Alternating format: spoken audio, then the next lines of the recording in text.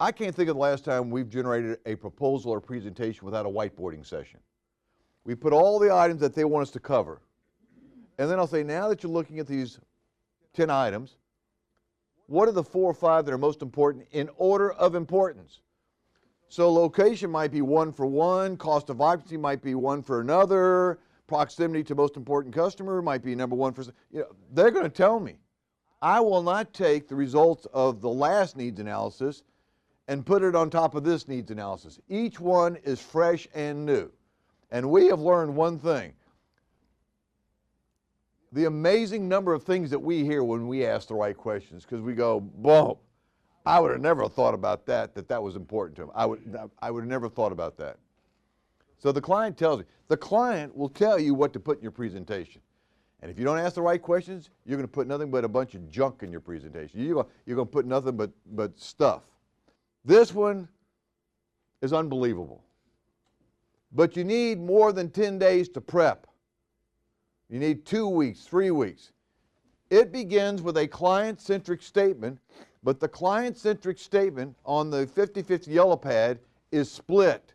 In the 5-step classic, it's 2, 3, 4, 1. In the yellow pad, it has a parallel executive summary. The first part are those things which are factual and statistical. Can you share with me what's most important? Well, we want to talk about how many vacancies there are that would accommodate 20,000 square feet, what you think the rent will be, it's just facts.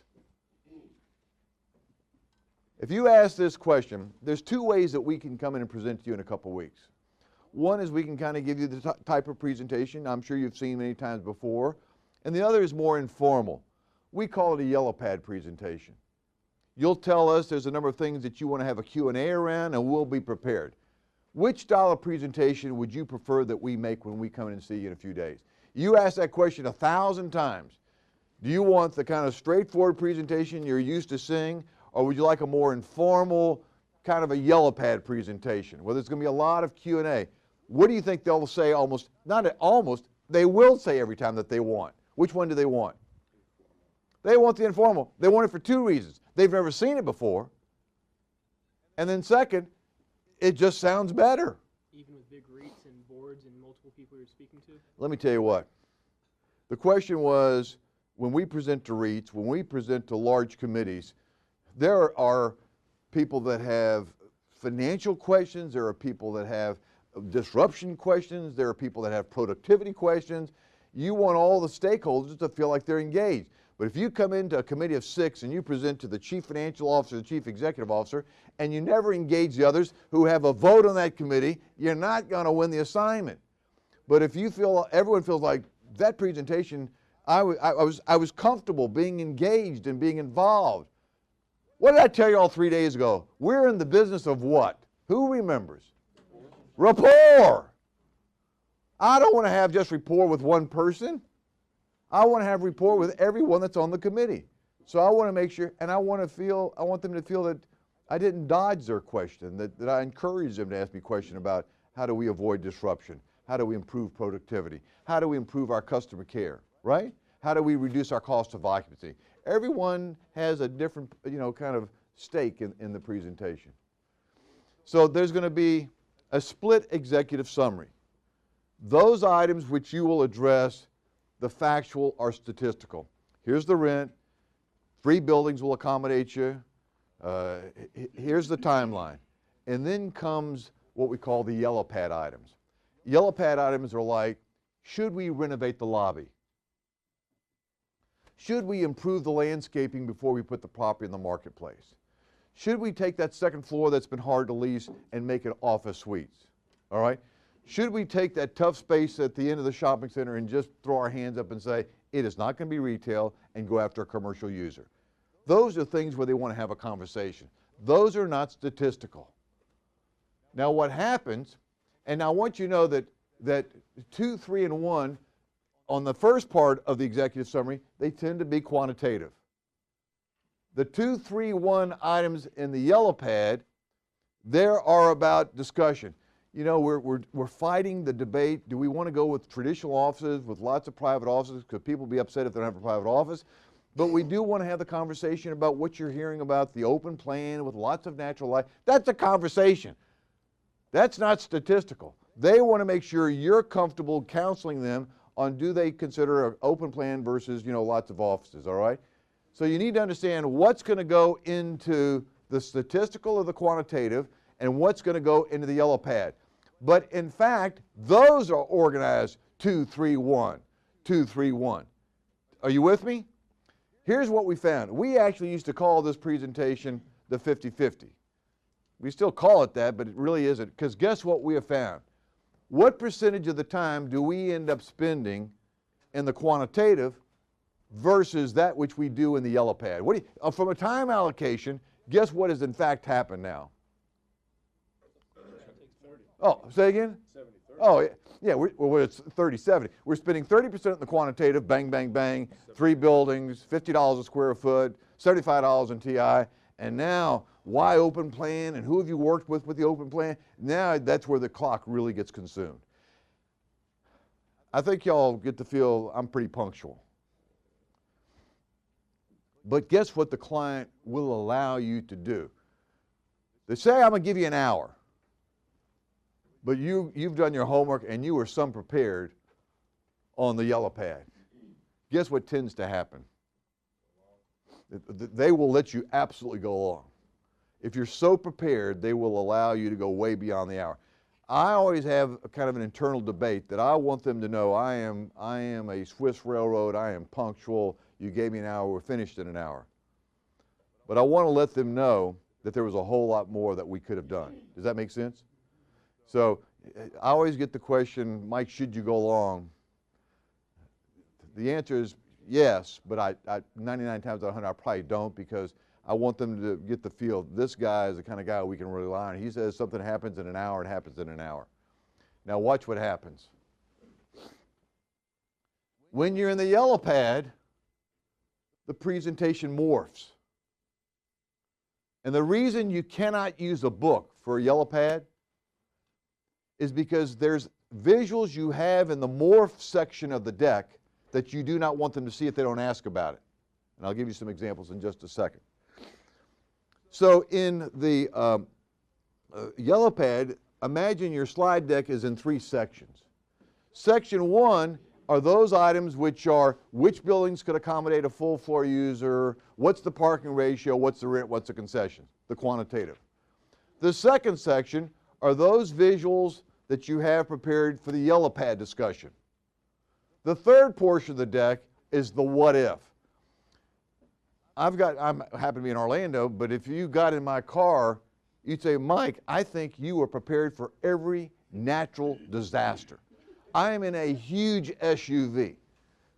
The thing is filled with first aid kits and flashlights and 550 cord, tuna fish, crackers, Vienna sausages, 2 cases of water. I'm not exaggerating. You can go out there and take a look. The key's right over there. A hurricane could hit in 15 minutes. We're going to be fine. All of you would be able to eat for 30 days, all right? In the car. We'd have to all get in the car. So I like to be prepared. So I know this is going to happen because I've done I don't know how many presentations. I'm in the yellow pad. And one of the things they want to discuss is, Mike, we are so frustrated with that second floor that's been vacant too long.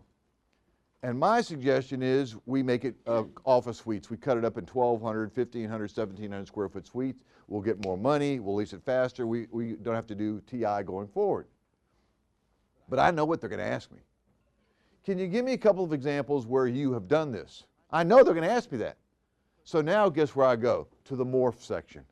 You know, Anton, I am thrilled that you asked that question. We've worked on 2 properties within the last 12 months where we took tough space, we cut it up into office suites, we're getting $2 a square foot more, but let me give you a couple photographs of the before and after. That's the morph. Another portion of the morph is where they didn't tell you in the needs analysis, but they say when you're in the yellow pad, do you think there's a conflict of interest? Well, I want to be prepared to handle conflict of interest. But the reason I don't give them a book is if I put conflict of interest in the book, they're going to then ask me about it. But if they don't ask me about conflict of interest, I don't need to pull out the flashlight. I only pull it out when I need it. So your deck needs to be in 3 different sections. Section 1 is, here's all the stuff that you want to know about vacancy and cap rates and cost of capital. The second were all the Q&A questions you want me to be prepared for. And number 3 is whatever is in the back of my big SUV, that if I need it, I got it, but if I don't use it. Does that make sense? This takes a lot of work. To go after an assignment where you're going to get 6 figures takes a lot of work. I'm amazed at some of you who in here plays golf. You practice and you practice and you practice and you go out there 30 minutes before. If I could get you to practice half as much on a presentation as you do when you're playing golf on Saturday, you'd win every assignment. It's crazy what you're not doing. It is amazing that most of the prep takes place in the car or the cab on the way over to the assignment, and the fee is $250,000. And it's because y'all are all so busy. Everybody is so busy. You're so busy earning $3,000 on a 2,000 square foot renewal. You do not have time for a couple of hours to prep for a $250,000 fee. It is, Tim, am I making this up? All day long we prep teams.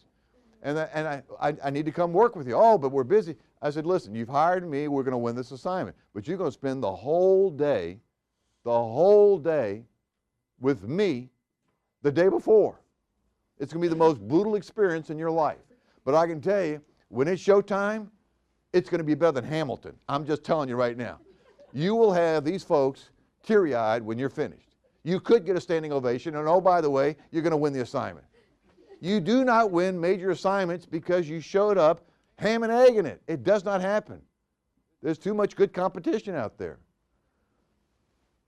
So now the presentation morphs, and the closing techniques we use on the yellow pad are the same closing techniques we use in the class. I was just married, hit our 41st anniversary. I think y'all maybe saw Lottie when she came in and dropped off the snacks. You'll be pleased to know there's not many snacks left. Is there, Jennifer? They're almost gone?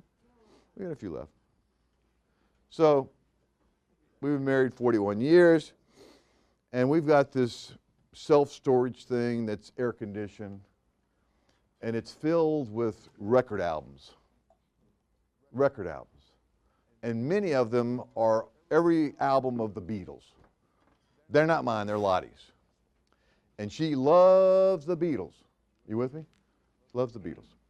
When she was in middle school, her Aunt Pat, probably her favorite aunt, took her and a friend, she lived in New Orleans, to this kind of football stadium to see the Beatles. She might have been a 7th or 8th grader. She still talks about it. She loves the Beatles. So we do a lot of work in Europe, and I was over there working in London, and I didn't tell Lottie. I'd made reservations at the play Let It Be. Have any of y'all seen the play Let It Be? Peggy, say again?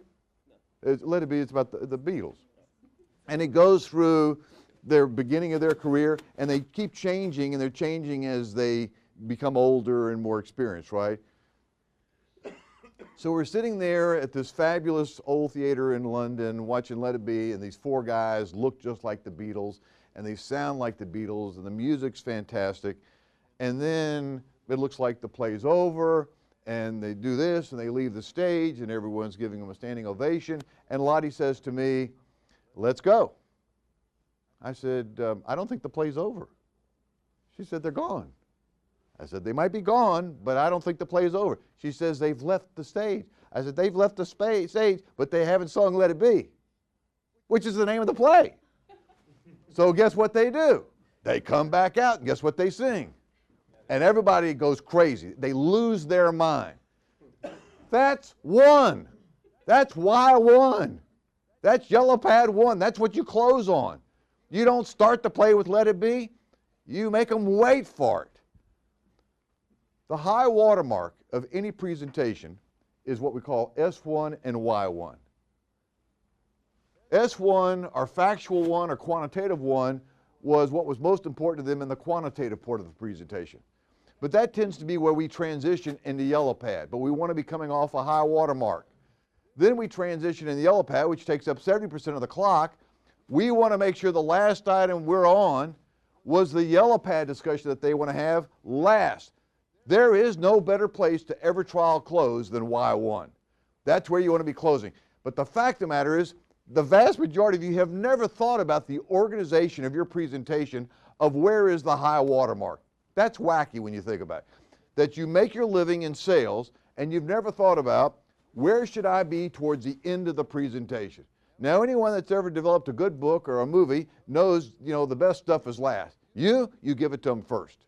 Because we really don't want them to enjoy the last 40 minutes of my presentation. We want them to fidget and we want them to be distracted. That's what you're doing.